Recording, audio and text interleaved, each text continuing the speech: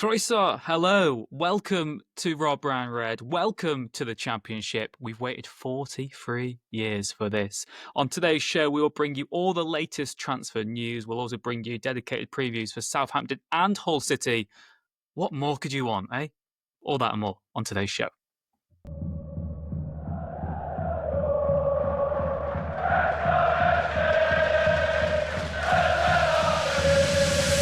Rob Brown Red.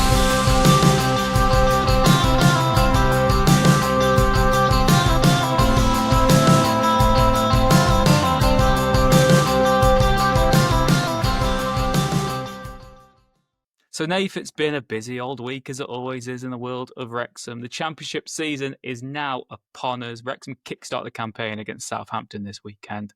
Like we said, we do have guests to preview both the Southampton game and the Hull City match in the League Cup as well later in the podcast. Starting at the top, though, Kieffer Moore.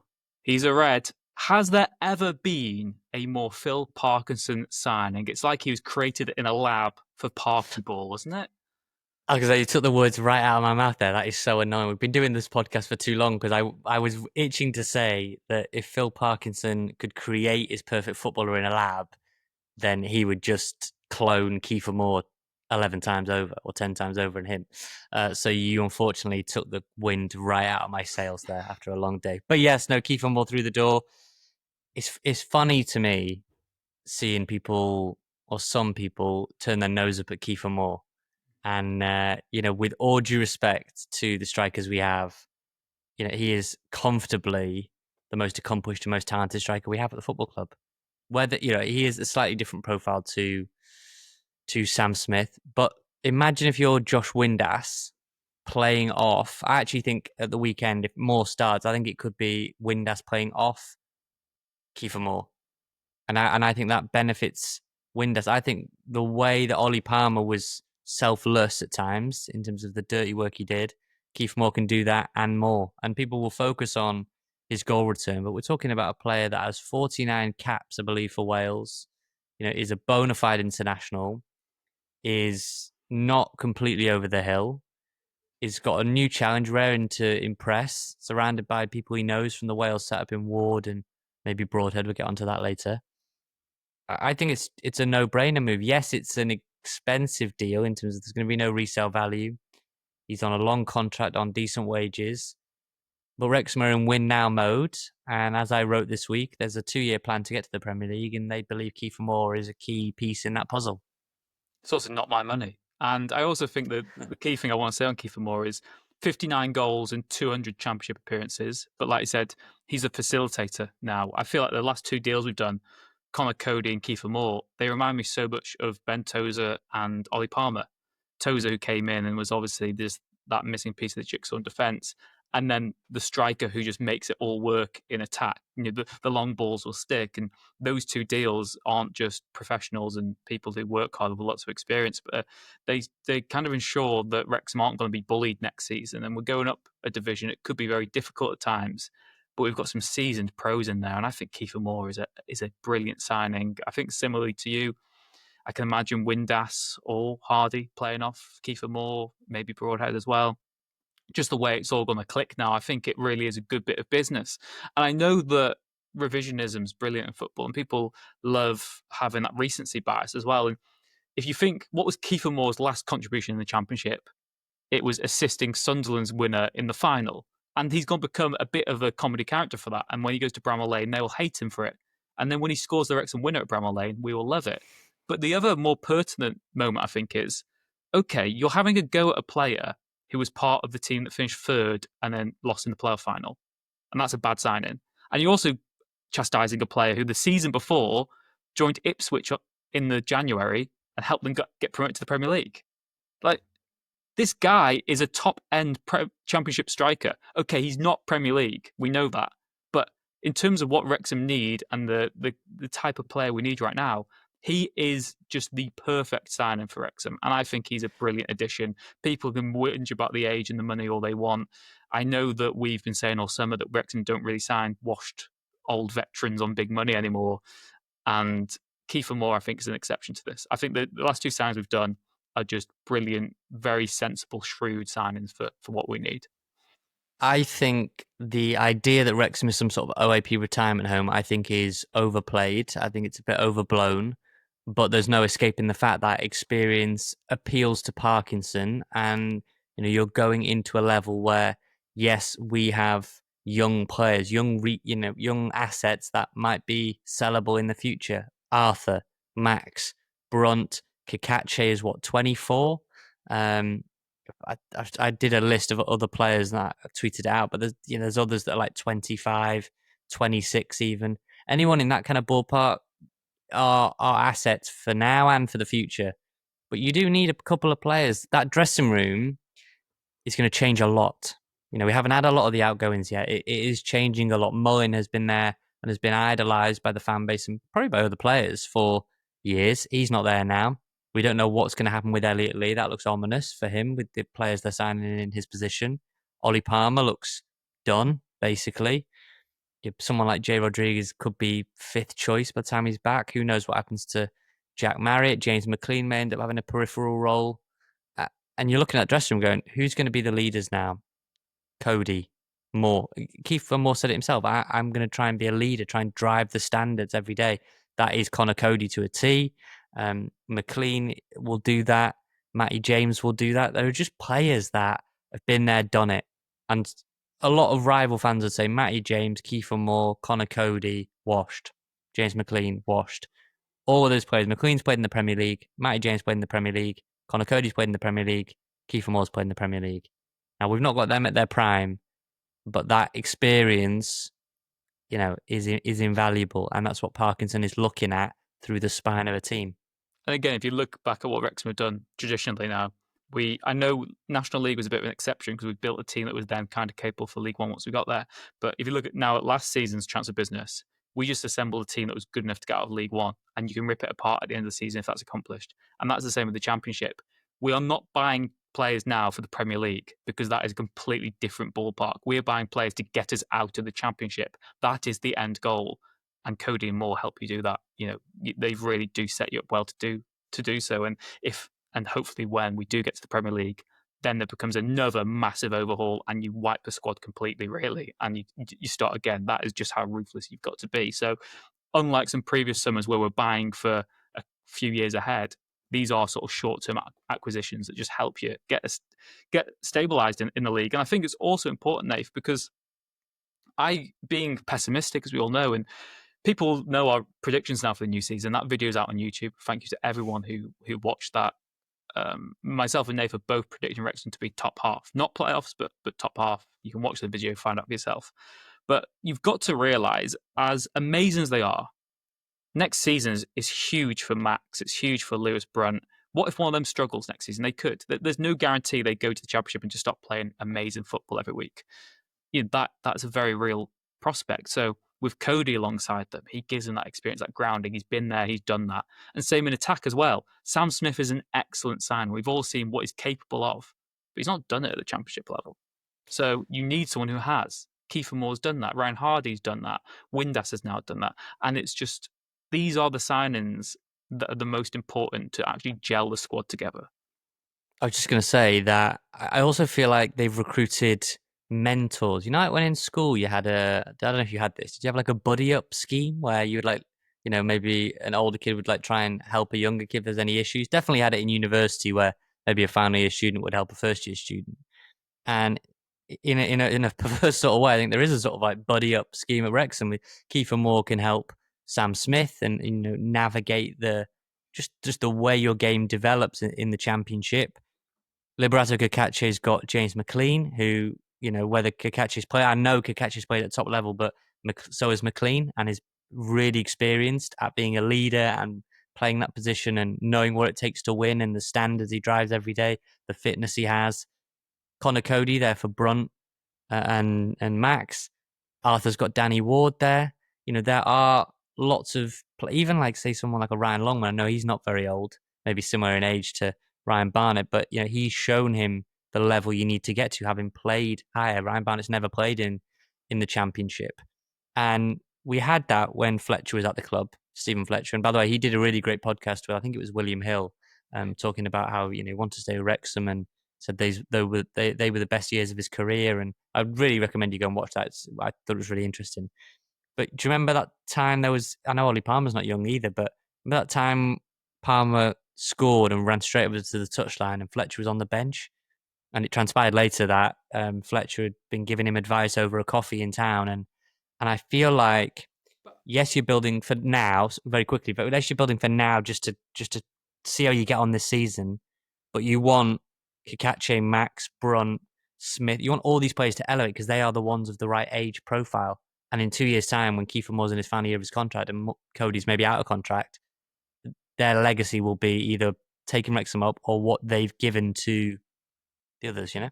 Exactly. That was a great point. Like you said, if Max goes on to fulfill his potential and become a Premier League player, a key part of that would have been playing alongside Cody. And a key part as well for Max will be learning off Kieffer Moore what do strikers not like to face. It works that way. And you make a good point there in the Palmer comparison because it's not just the youngsters; it's everyone who's already at the club will learn, and the senior pros will learn off the senior pros. And likewise, Cody and Moore might say, "I hated when you used to do this to me. You used to pocket me because I couldn't do this, I couldn't do that." And it's just everyone coming together and sharing those ideas, having that shared belief, that unity. And I think it's a really exciting, interesting squad. I think it's got a really nice mix to it at the moment. I still think we will invest further maybe in January. And I think that brings us neatly on, Nave, to the deals that could still happen. And I know, being very on brand, we dedicated an entire podcast to Nathan Broadhead, who, despite his dad's social media post, is still an Ipswich Town player. And also Lewis Kumas, who you tell me his family own a chip shop in Wrexham itself. So, I mean, that's got to happen, hasn't it? But out of the frying pan, into Nathan Broadhead first. Kieran McKenna says he has asked to explore a new opportunity, but right now Ipswich don't want to sell. Chuba Akpom deal, everyone's seen that played out in public as well between Birmingham and Ipswich. That might have some knock-on effect, but tell me if I'm wrong. It sounds like Ipswich are saying Broadhead wants to leave, but until they get a replacement, he's not going anywhere. Yeah, I don't think it's necessarily a money issue. The deal's been agreed in principle. I've said that basically from day dot, that the £7.5 million deal is there in principle, ready to go. It just needs the green light, the rubber stamp from Kieran McKenna, which he is not willing to give right now. I think there's real concern at Ipswich about Amari Hutchinson leaving. Delap and Hutchinson, their best two players in the Premier League. Delap's already gone to Chelsea, Hutchinson pushing for a move to Brentford. And I know people are saying about Chuba Akpom. Birmingham have pulled out of that race now. Ipswich are expected to land him. They're not really like for like. Do you know what I mean? Like Jaden Philogene plays off the left, which is where Broadhead usually plays. He's injured. Not sure quite yet how badly that injury is. I think Jack Clark also plays off the left or can play the right. So, rightly, I would probably say it's frustrating as it is for us. Rightly, Kieran McKenna doesn't want to be caught short. And he's not just going to allow Broadhead to force his way out. Now, I'm not saying that Broadhead's conduct is bad in any way. He's just verbalised the fact that he wants to explore that opportunity in Wrexham. Clearly, his family are eager for that to happen. There were some whispers that Steve Parkin was chatting to fans and saying it was all good to go sort of thing. I think that was a little bit premature. Look, I think this will happen. I think Nathan Broadhead will be a Wrexham player by the end of the window in a £7.5 million deal. It's just one of those which is going to drag. And is he in the squad on Friday? Is he on the bench? And it's going to be that until it happens. Parky has his press conference, I think, on Friday. He's no doubt going to get asked about it. It's that classic saga, Rich, that you get every summer. There's always one, especially as you go higher up the leagues, there's always deals that are laced with uncertainty. And yeah, of course, I jumped the gun and decided to interview an Ipswich reporter about a deal that hadn't yet happened. So we are very, very, very early on the Nathan Broadhead deal, I think. I think it's also important that the fact that the Ipswich Town reporter was happy to do a podcast and basically say himself that he expects the deal to go through does show that on both sides there is this understanding that it should still happen, and wouldn't surprise me if it hopefully isn't quite an Armstrong deal on the final day of deadline day and we tweet a picture of the moon saying who's still up. But What, Rich? What do you do if you're Kieran McKenna though, and he's told you he wants to go? He's told. I mean, he will probably remain professional and train and do everything as normal. But do you turn to him on Friday? Is it a case of you've got no choice, has to be in the squad I on wouldn't. Friday, or I wouldn't personally. Again, it just comes down to your management. But I think what's interesting here for me is Kieran McKenna was part of Ole Gunnar Solskjaer's coaching team at Man United, and I remember Solskjaer's mantra was that if he had the option, he would always want to isolate a player who doesn't want to be there, just get them out of the group, because, as he said again, he'd rather have a hole in his team than an arsehole. And I'm not saying that Broadhead's one of those, but he just thinks, there are bad apples and they can ruin the whole crop. You don't want someone who's negative, just doesn't want to be there. It's not in anyone's interests, and everyone is replaceable. I'm always staggered, particularly at the top end of football, how reluctant some teams are to sell players, because I think everyone could be replaced. I know there are some exceptional anomalies to that, but I think from Ipswich, I mean, look, even Joey Jones felt you could slot in a game where, so everyone can be replaced, mate. that was desperate times, and I still let him down. But yeah, I think from Ipswich Town's point of view, it doesn't make any sense. They can get good money for Broadhead. Maybe they even insist on a sell-on or something just to protect their asset longer term. Maybe some sort of bonus if Wrexham were to get promoted to the Premier League. What it tells me, though, is this is why you should be very excited, because Nathan Broadhead, I know he's got the links to Wrexham, but he wants to leave the team who we both think will get automatic promotion to come to little old Wrexham, who only signed OAPs. So I'm not sure what he wants to do in this nursing home, but he obviously wants to be there. And it's very, very exciting. And I guess the other little caveat that you said there, Nave, as well, is there might be another local lad joining him. Yeah, Lewis Kumas, really interesting. I'll try and keep this one short because I know we are sort of strapped for time a little bit. Lewis Kumas, this has emerged that there's a lot of clubs pushing for a season-long loan move. That is what Liverpool are looking to sanction. I mean, if there was a really good offer, maybe you could get him on a permanent, but I think Wrexham are looking at the season-long loan. Parkinson said previously, didn't he, that he was open to loans. That's always been the criticism of Parkinson. He wasn't willing to do loans, and we've both heard, haven't we, that he wanted to build it out in the lower leagues with players that he could rely on for years rather than months. But clearly at the top end, we've said exactly why loans are valuable. They are higher quality players that you can get in on a rental. And there's lots of competition for Lewis Kumas, clear links to Wrexham. We might even get chips for a quid if Lewis Kumas arrives at Wrexham. But what I do want to stress, I've seen this kind of misinformation. I mean, I was ill-informed previously, so I've only really kind of clocked this week. But regardless of age, a loan player would count against your 25-man cap. They would have to be registered, whether they're 19, 20. They would count against your 25-man cap. So don't think that Lewis Kumas coming in at 19, I think he is, would be a freebie like Harry Ashfield is, because you own Harry Ashfield. So we've been linked to Pedro Lima at Wolves, a kind of right wing back, and Lewis Kumas, who is again in that kind of attacking 10 midfielder role, which again gives me pause for thought that it could be Kieffer Moore with two number 10s playing off him in a sort of 3-4-3. I think that'd be really exciting if there was that tactical tweak, and we'll soon find out, won't we, at Southampton what the team looks like. But 2 10s off of Kieffer Moore would have me really giddy of the possibility of what that could look like, and Kumas would kind of play into that, as would Broadhead. I don't necessarily think that seems like an either or as well, so we'll see. But yeah, the main thing to stress here was just the loans. They would count. You need to be very selective.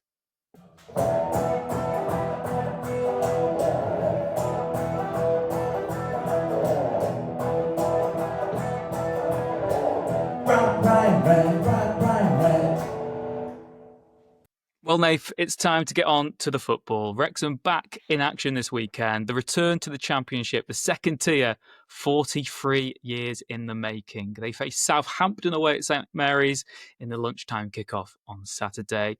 And ahead of the game, we wanted to get the lowdown on the Southampton perspective. Like we said, relegated from the Premier League last season, did so in catastrophic circumstances. They've not had the best pre-season. They've changed manager. Will Still, everyone on social media will know all about him. And Southampton, one of the teams who have an expectation to get promoted. It's not a negotiable for them. They have to go straight back up. Of course, they've got the parachute payments. And ahead of the game, we caught up with George Rees-Julian, who is a Southampton reporter for the Southampton Daily Echo. And here were his thoughts ahead of the Championship opener. So, George, Southampton versus Wrexham, a game Wrexham fans have been giddily excited for the last couple of months. From a Saints perspective, though, another season in the Championship. Is there excitement given there's a new manager, or is it more how are we back here once again so quickly? Well, I think the fans know exactly why they're back there, because they were, well, worse than shocking in the Premier League, getting 12 points.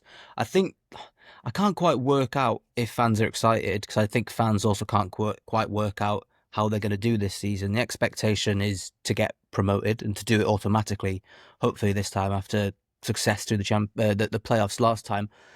Pre-season's just been a bit meh, really. They don't look like they've clicked. Obviously, the new manager come in, Will Still. People have feared about him on Twitter. I got fed up with the amount of tweets you see of him, and to finally see him in person and not on a Twitter feed was a bit of an out of body experience. But he's obviously a manager who comes in with a lot of sort of hype around him, especially considering how young he is. He's done really well in France, and pre-season. I don't know how much you can ever look into pre-season. I think it can only make you more sort of hesitant for the season. It can only make you worry. So I think we'll actually get an idea of how good they are against Wrexham, and perhaps that's where fans, if they do quite well against Wrexham, will then start getting excited. I'm excited for it because last year, covering a team in the Premier League who were basically 2-0 down before the whistle had even blown to start the game was very long. So I'm looking forward to hopefully watching them win a couple of games. I know this sounds like a stupid question. I'm expecting it to be a very straightforward answer. Promotion has to be the target for Saints this season, or is there any allowance for them to have a season of getting those building blocks in place under a new manager, or is it ruthless? You've just got to get up, given parachute payments and Yeah. I think they have to go up because the ownership are already under a lot of pressure from fans, having now been relegated twice since they fully bought the club a couple of years ago. They actually don't have too much of a financial problem this summer, because in the last 2 years, even though they've been really bad, if you look at what they actually did when they went to the Premier League, they didn't spend loads on individual players. They kind of spread it across the whole squad, and that's kind of why they were so bad. And now they've actually just got too many players, so they don't need to sell players to raise money this summer, and they've still got a squad that I think is better than a lot of Southampton fans are saying it is. There's some players in the squad like Brereton Diaz or Joe Rebo that fans kind of want to see leave, but they would be the best player in most championship teams, really. If you stuck Joe Rebo in a team like Hull, he would probably run their midfield, whereas at Saints, people are sort of already wanted him out, even though he was second top goal scorer in the Premier League last season. I think they've got to go up, because you look at the last couple of years, Premier League teams going into the Premier League, they do struggle, obviously, with spending money. And if they've got a summer where financially they're okay, considering being a relegated team, they can probably do a bit better than when they go back into the Premier League, and almost use this as a foundation season, even though they're trying to go up. So yeah, I think if they didn't get promoted, they would have to sell basically any of the players who are half good in the squad, and they would probably lose Will Still. He would probably lose his job if he didn't get them up. So yeah, I think promotion, even though Will Still hasn't sort of directly said, I want to get promoted, he always says, oh, that's why I want to get the team. So it's quite obvious that he's gunning for promotion. again, maybe one of the quirks now of being a Wrexham fan is we actually recognise the teams and the players we're playing against, and everyone will know what happened to Southampton in the Premier League. What, from a neutral such ourselves, what has changed since last season then for Southampton? Like I said, Will Still's the manager, some key departures already.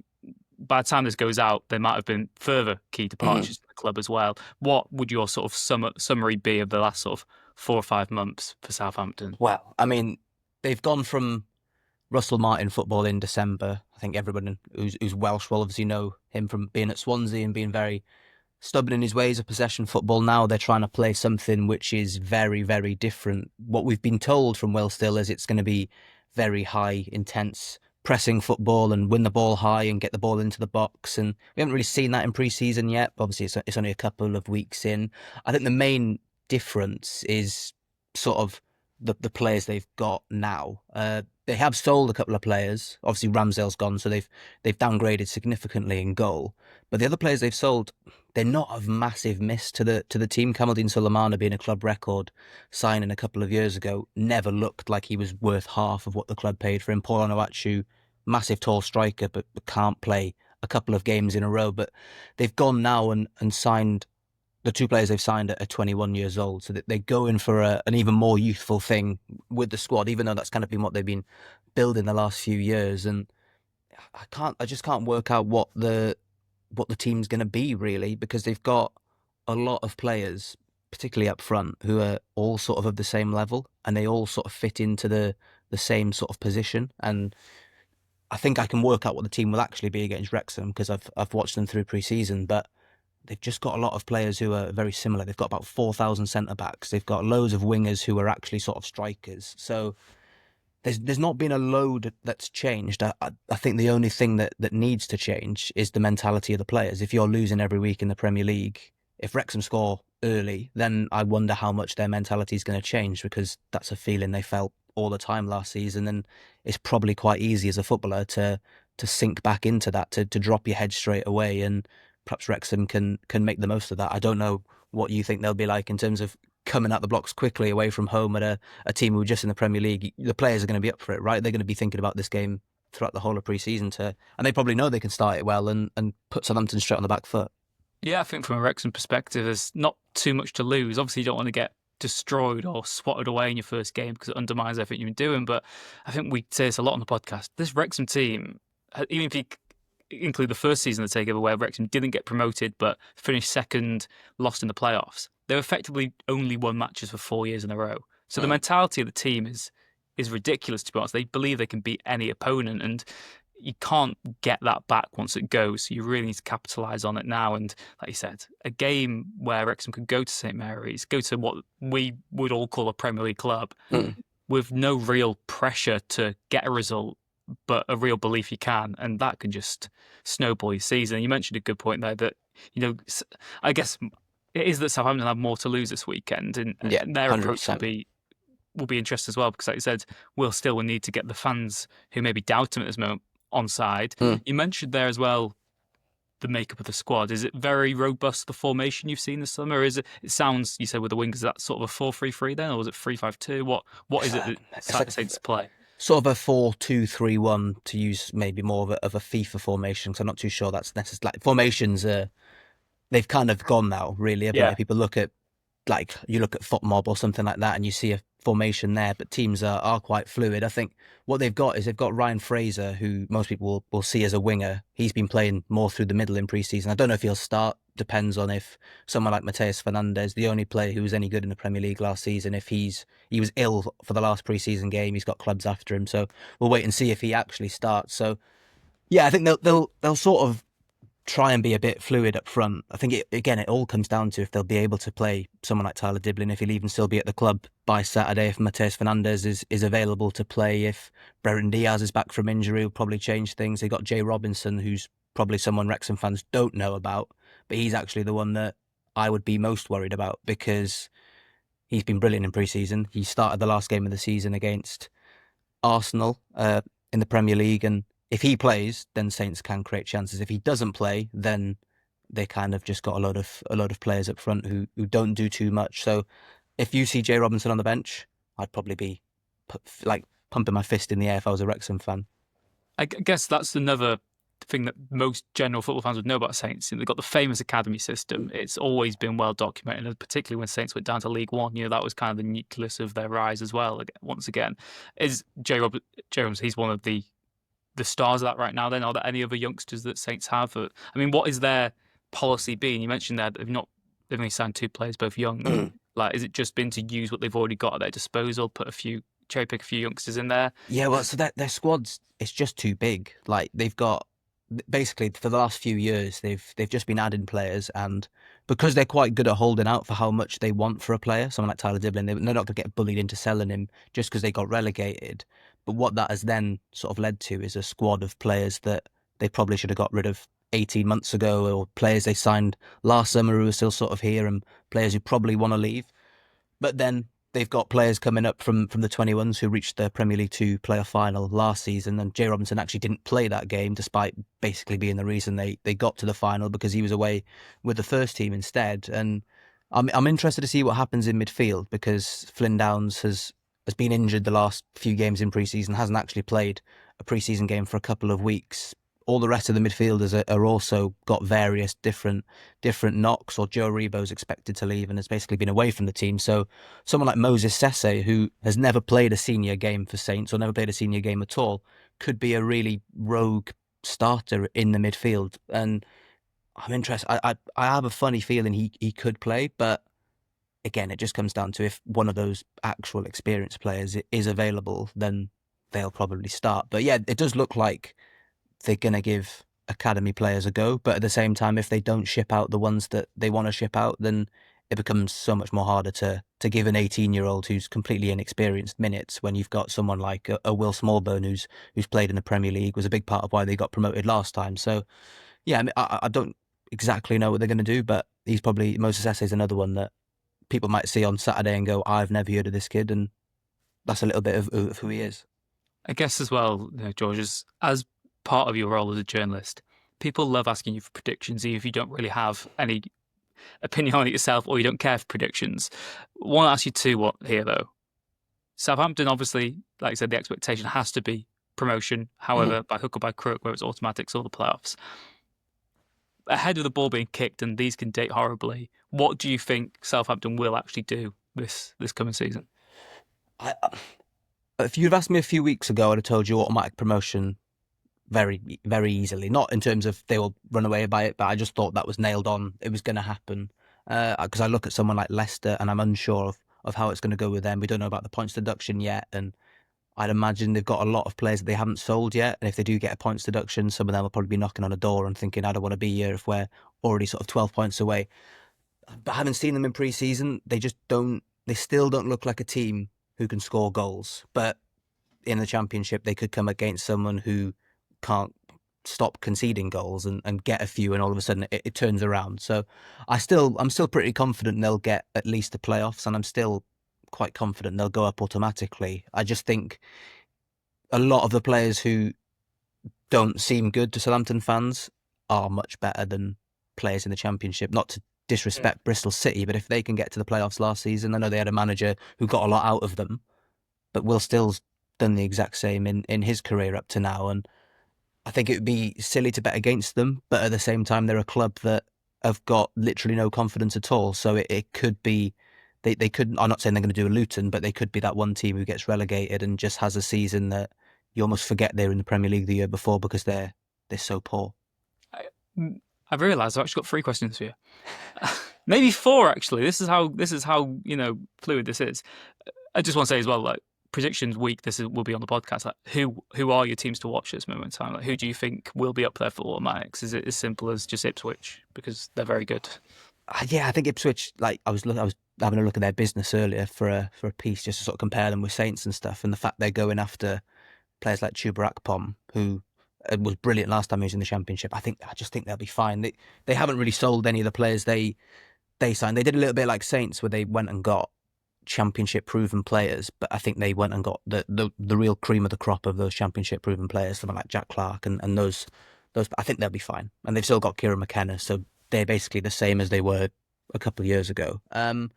Birmingham, Wrexham fans probably won't enjoy me saying Birmingham look decent, but they've got even more, not more momentum because obviously you've gone up a couple of years in a row, but they got more points, and I think the business they've done it a bit earlier than you. I think now you're starting to look sort of the similar level, but they did theirs. Some of the players they brought in a bit earlier, so they'll probably be ready to go sooner.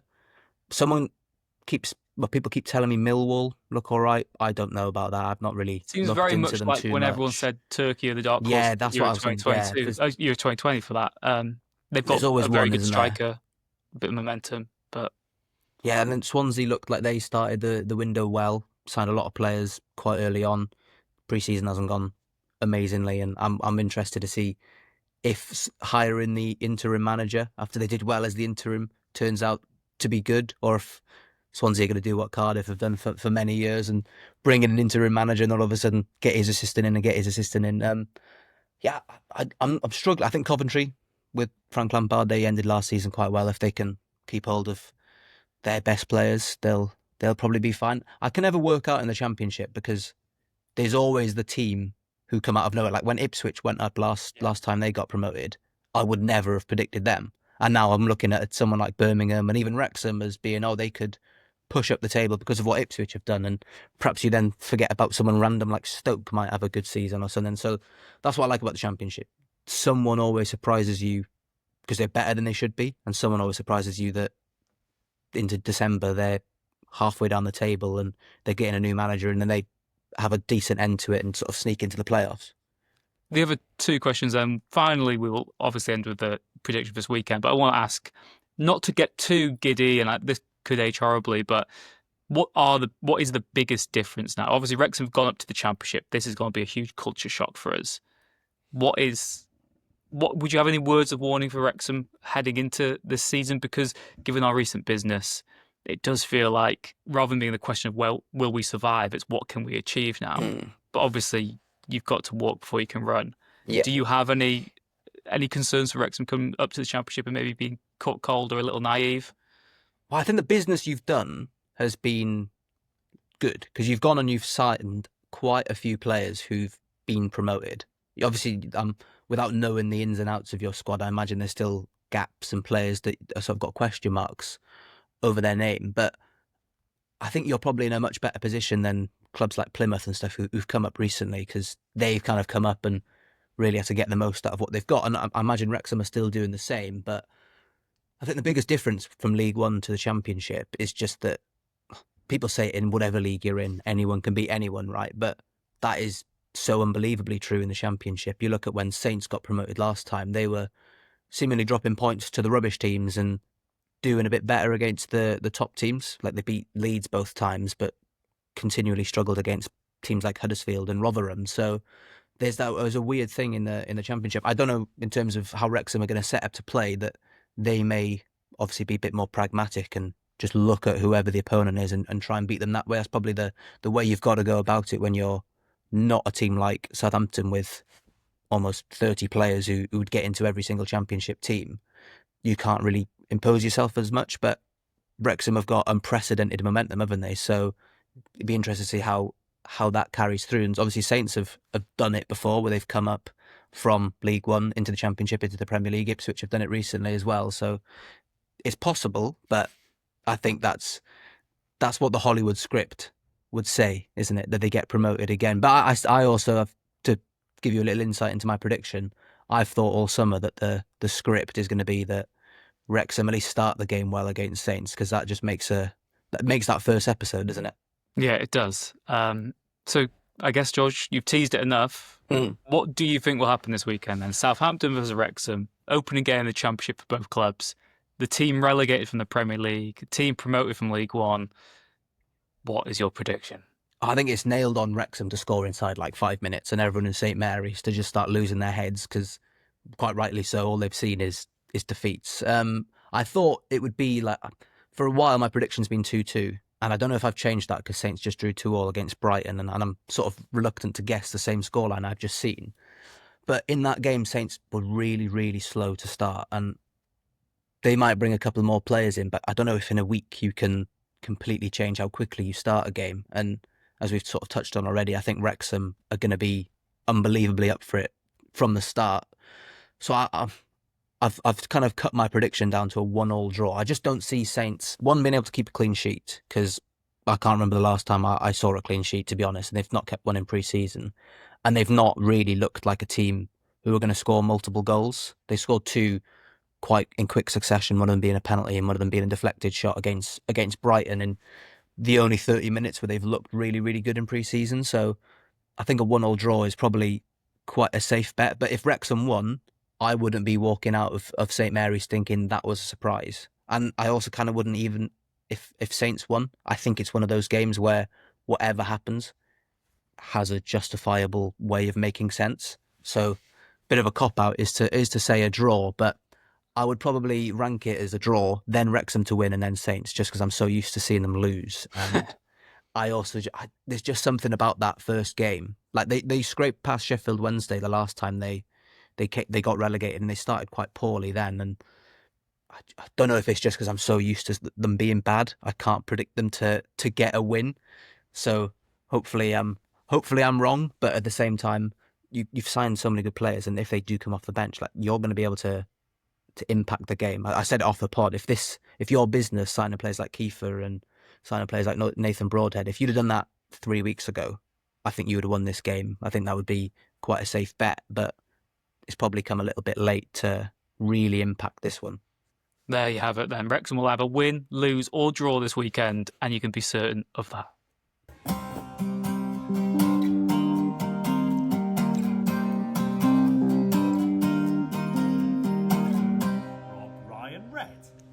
Well, Nathan, it's going to be a difficult one. It's so hard to predict because we don't know what either side will do at this stage in the season.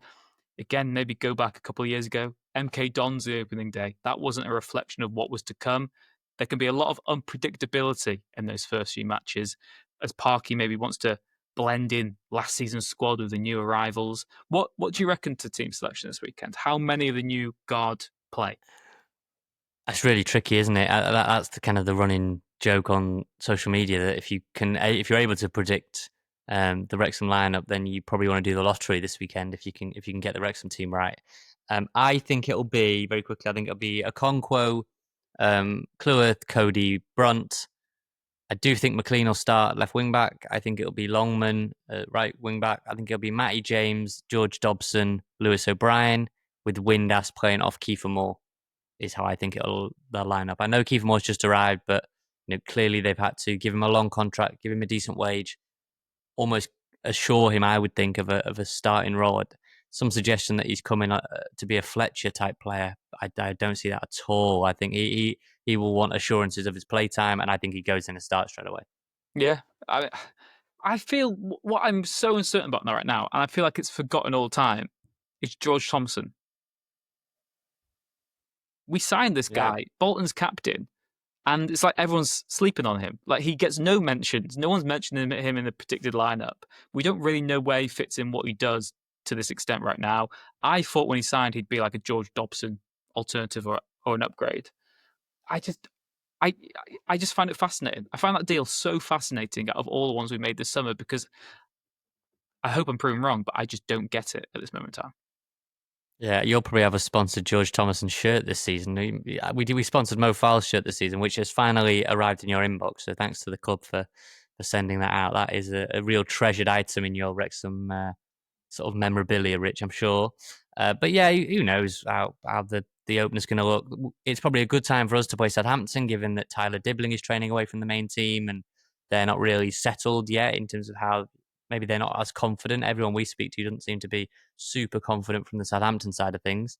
And yeah, Southampton probably look at it, and Will still probably looks at it and goes, well, Wrexham are massively a work in progress, with 7 or 8 potential new players to start. I mean, they probably won't all start, but even if you play Hardy up there or Smith's not had a very good pre-season. We spoke about that and the reasons why behind that. Like you said about Thomason, he hasn't played much since he's come in. McLean, Kakache, is he going to play? Like, it's a lot of moving parts from Wrexham side of things. So it could make for an unbelievable game, or it could make for a little bit of a cagey affair where everyone's just trying to play a game of chess rather than football. I was going to say as well, the other quirk for these first few matches for the rest of the month is the squad doesn't have to be finalised, does it, until after the transfer window closes. So we could see players feature in these opening matches who aren't then part of the squad for the rest of the season. Part of me, being the real sort of edgy journo, is wondering, do we just see Palmer and Lee up front one last time? Do we just roll the dice and see if they can do it championship level? I mean, could you imagine? I'm just turning my phone off if it's Palmer and Lee, because our account will just explode with people very convinced. I mean, it could be Hardy, couldn't it? It could be. I just don't think Smith will start. I don't think he's had enough in the tank through pre-season. Rodriguez, we know, is injured, it's not going to play.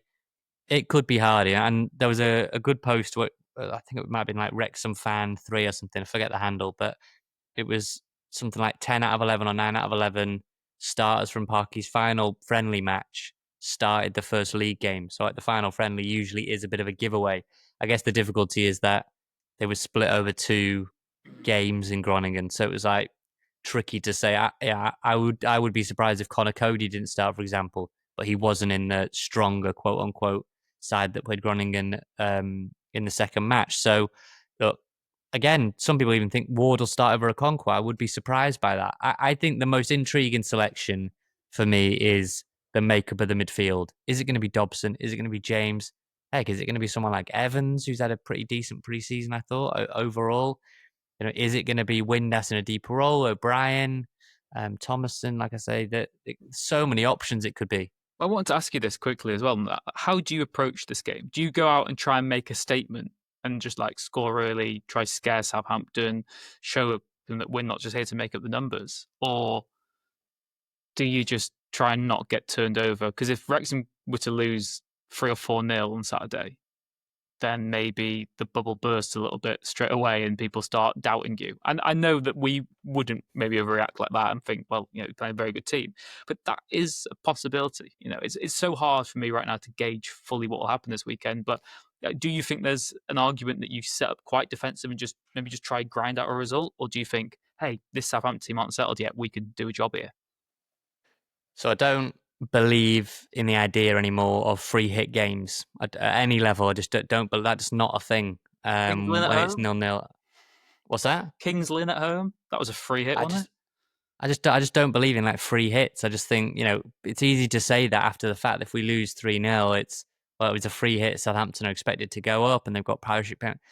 No, they are not the finished article. Neither are we. And we're here on merit. Had 3 straight promotions. We're signing top players that have played at a high level, that are international caliber. And that doesn't mean I think we should just go gung-ho from the off. I think what you want to do is you want to try and contain Southampton, turn the crowd. I've been there. The crowd can turn. It's a different environment, I admit, in the Championship, but I've seen them get frustrated. I've heard them get frustrated. I've been to St Mary's many times as a journalist. And I just think you want to contain them for a bit and then go. And then try and use the pace of a Kikache. Try and use maybe Windass or someone in transition. I know we aren't blessed for pace. That is tricky when you want to play that kind of game. And try and use your set pieces. But we will grow into the game. We will grow confident. There will be a couple of players in our lineup that I don't doubt are nervous when the game kicks off. But I just think we want to feel our way into the game. You're not going to win the game in the first 5 minutes. So I don't think suddenly we're going to go massively gung-ho now.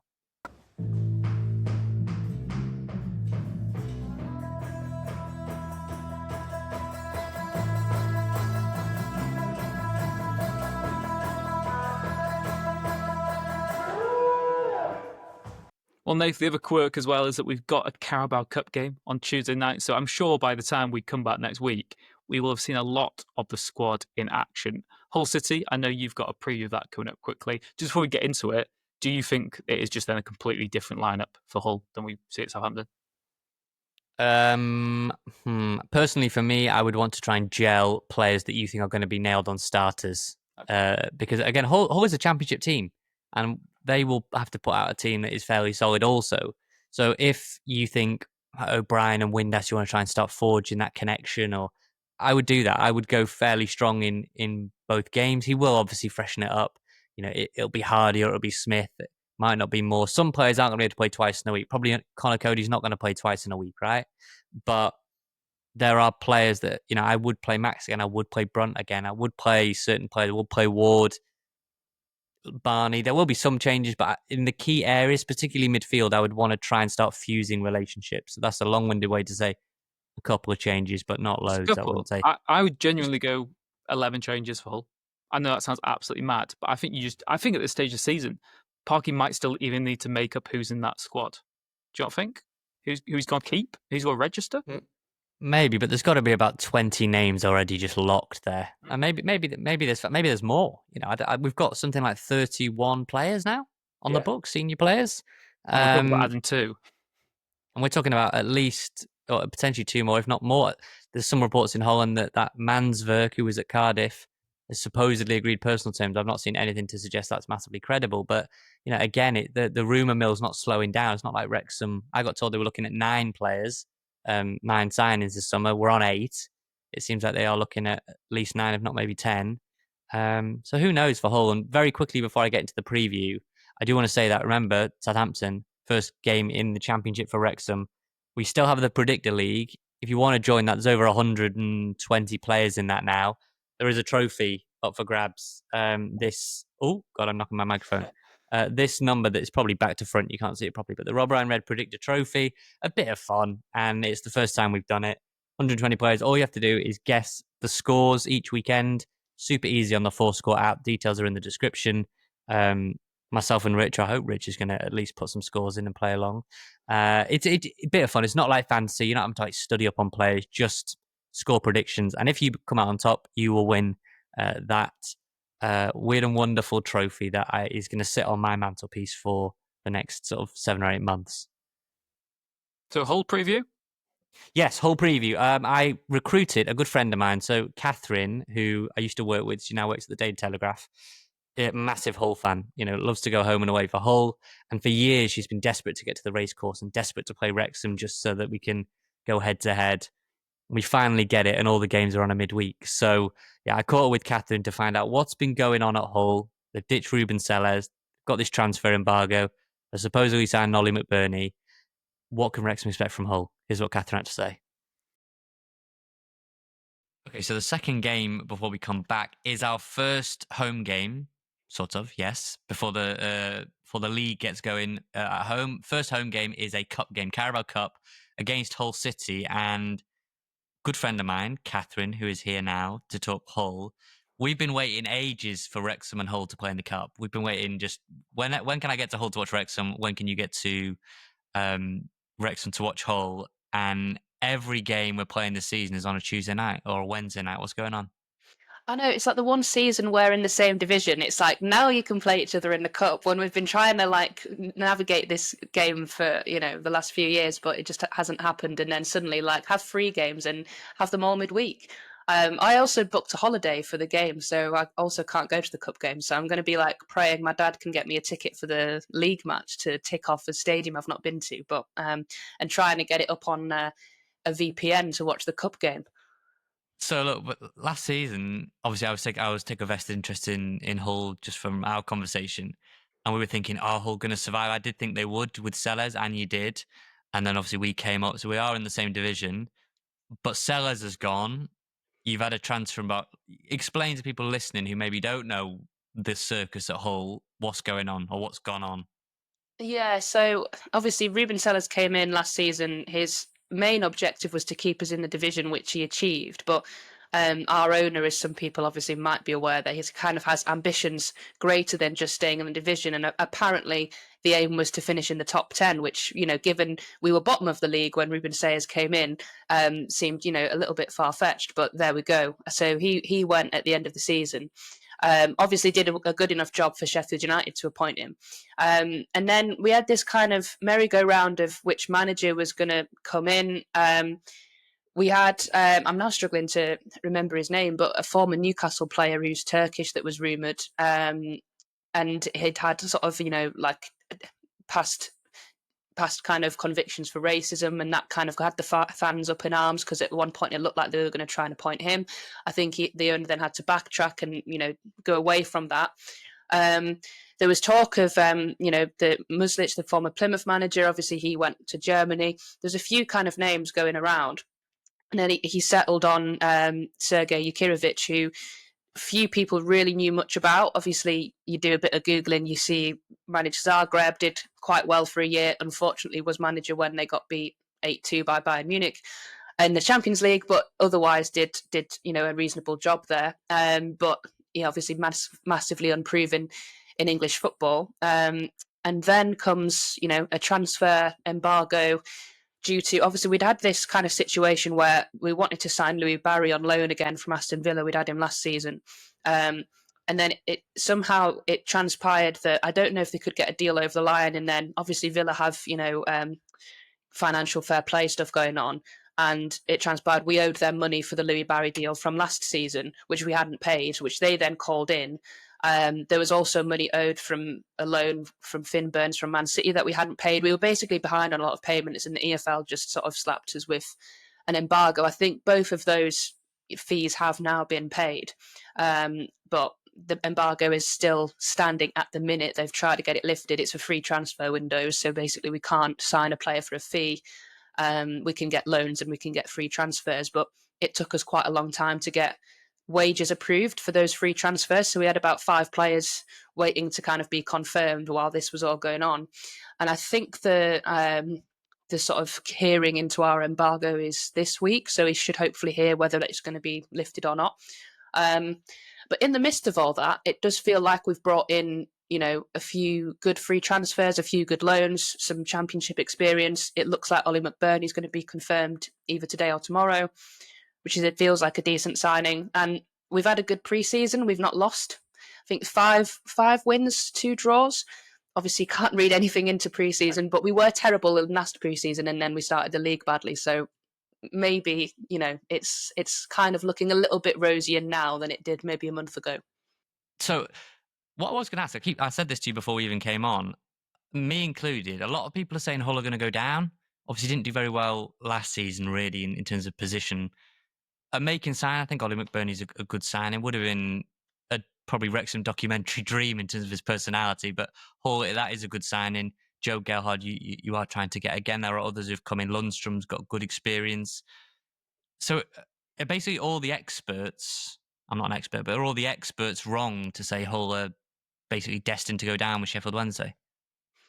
No, because I can understand it, and I think a month ago I probably would have had us as one of the three teams in the bottom if I was doing predictions as well. I just think now the players that have come in through the door, I feel a little bit more optimistic. I still have concerns that we've not got enough depth in areas, and you can't kind of bet your house on Ollie McBurney to score enough goals, without other people chipping in. It feels like we're putting a lot of expectation on his shoulders. He's obviously proven at Championship level. He did well for Swansea. He didn't score a lot of goals over in Spain, where he's been playing for the last year. So you're kind of hoping he can get back into the rhythm quite quickly.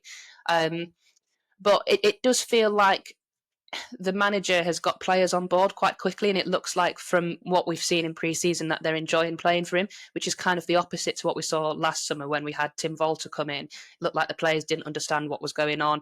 They looked kind of scared to try and play this philosophy, whereas actually, Jukirovic has been quite open that he'll be adaptable, which I think is quite refreshing for a manager to say as well. He's not kind of wedded to one style of play. He's happy to change it depending on the requirements. So it's always hard to predict, but I can understand why people have said Hull to go down. We stayed up on goal difference last season, lowest scorers in the division.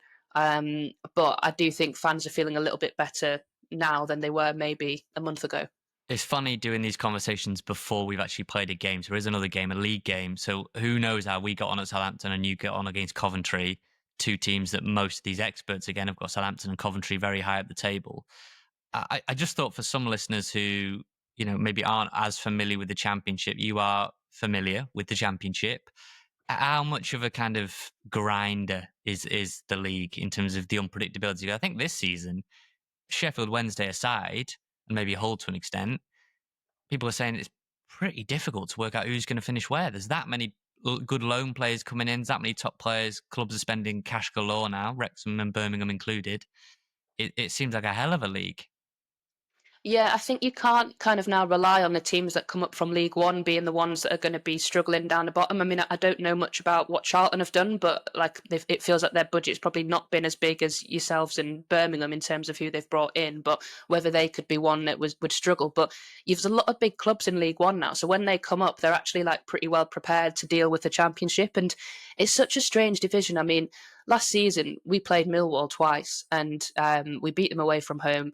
We drew with them very early on in the season, and I didn't think there were much of them at all. I didn't think they were that impressive. They were just a well-organised team, and then they ended up nearly making the playoffs. And there was nothing really magical about them. They were just well drilled, good structure, didn't concede many goals, and they managed to kind of grind out a lot of results. And sometimes you don't have to be the best team in the division to actually have a chance of making the playoffs. I think we've seen that in past years. You always get teams like Burnley and Leeds sometimes who are going to dominate, and then it's kind of a scrap for everybody else. But there's always a surprise team that somehow works their way up into the top six just through kind of grinding out results. And there's always a surprise team that's kind of battling it down at the bottom that you don't expect. And maybe that was us last season, having finished seventh the previous year. I guess last question then, because we don't know how the teams are going to look or the season is going to pan out. By the time we actually play Hull, we'll have a better idea, I think, home and away, and we can maybe chat a bit more then about how things are going. But what player, who's the one to watch? What player should people keep an eye out for that maybe they don't know right now? Oh, that's a good question. I mean, I think Abu Kamara is going to be interesting if he stays. There's a little bit of talk about him leaving the club. When Mohamed Baloumi comes back from injury, I'm really excited to see kind of how he gets on, because he was really kind of in the groove just before he did his ACL in kind of November time last year. Obviously, you can't expect him to come back and hit the ground running straight away, but he was kind of our one sort of beacon of hope in the Tim Volter era, and then he got injured and everything kind of went south not long after. I'm interested to see how many young players stick around. A guy called Nathan Tinsdale's been playing a lot in pre-season. And I was talking to the whole live writer, Baz Cooper, earlier, sort of saying, is he going to go out on loan or stick around? Baz seems to think he'll actually start against Coventry.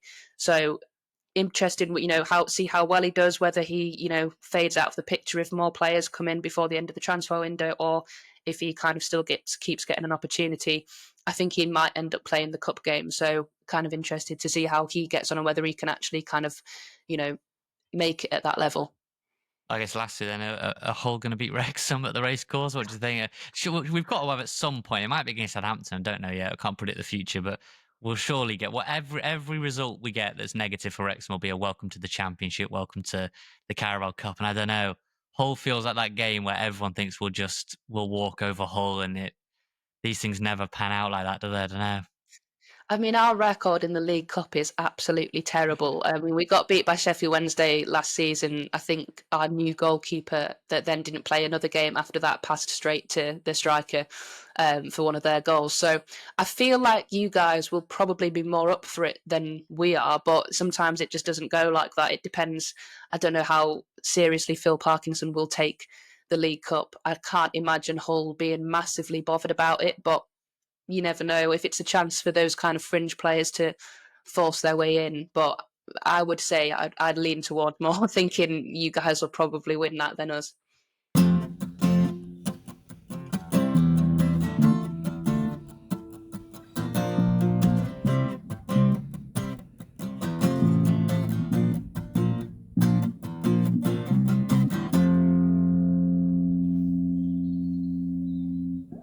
So Catherine's not massively optimistic there, and I guess some of our lot aren't massively optimistic because it's still like it hasn't sold out yet, that game. Are you bothered? Carabao Cup? Obviously, I'd we like went to out last win, year, yeah. didn't we? I'd went out. like to to win, yeah. United first round last year. I'd like to win because it just gives more fans an opportunity to go to a game. So I want to win because it's winning. I don't want Wrexham to lose ever. But I also think it is an opportunity if it's home or it's a big away day.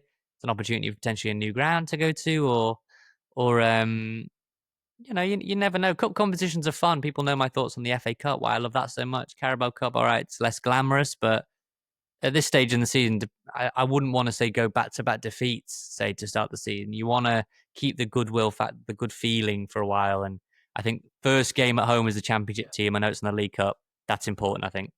Yeah, we'll see. Nath, then, you mentioned the Predictor League. Are we going to get some Nathan Salt predictions, the first of the season? Like we said, you can see our full Championship prediction video as well. That is out on YouTube now. Myself and Nath talking ourselves, from the 24 to the first team in the league in the season coming up. My other prediction, Nath, is that every time Wrexham play a team next season, we will be the worst team those fans have ever seen come to their ground. Yet we'll still get a result, which is going to be interesting to see. But yeah, Wrexham versus Southampton this weekend. What is your prediction for the opening day? I'll be honest. I'll go with what I've got currently on the Forescore app, which is a 3-1 win for Southampton. I do think Josh Windass will score. I think we might even score first, but I do just think there are. Mateus Fernandes for Southampton's a fabulous footballer. Like, it's just really, really good. And that's not to say we don't have good footballers, but I do just think I think they'll be bang at it, and they'll probably just get the better of us. But again, I've predicted them to finish very high, as you'll know from the predictions video. So that's no shade. And hopefully I'm wrong. We're wrong a lot on predictions. So I'm quite happy to eat humble pie next week if we win 5-0. Yeah, I wouldn't predict a win then. I think it'll be a draw. I think 1-1, two teams who haven't quite figured out their best style of play, the best players yet, and with a lot of stuff going on behind the scenes. But I think we're in the Championship. There is nothing to be negative about, and we will see what the season has in store. As always, you can join us every step of the way. Rob Ryan Red on all the socials, robryanred@gmail.com as well if you want to get your questions in. Sorry it's a bit rushed this week. It's because we did our prediction video as well, so time was of the essence. But thank you very much for joining us all summer. The new season is upon us. Wrexham are in the Championship. Take care, and we'll see you again next time.